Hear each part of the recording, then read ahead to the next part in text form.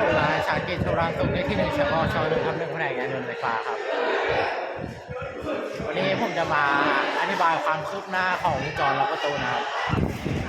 เอาขั้วบวกของมัลติมิเตอร์ก่อนที่ขั้วบวกของแบตเตอรี่นะครับแล้วก็ขั้วลบของมัลติมิเตอร์มาจิ้มที่ฟิว15 แอมป์นะครับ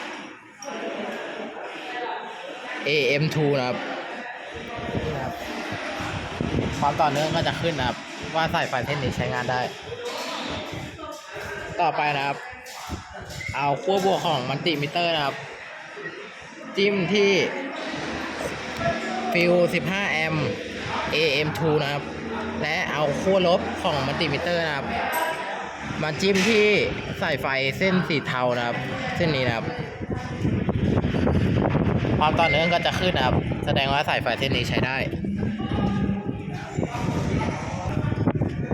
ขอจบเพียงการนำเสนอเพียงเท่านี้ครับ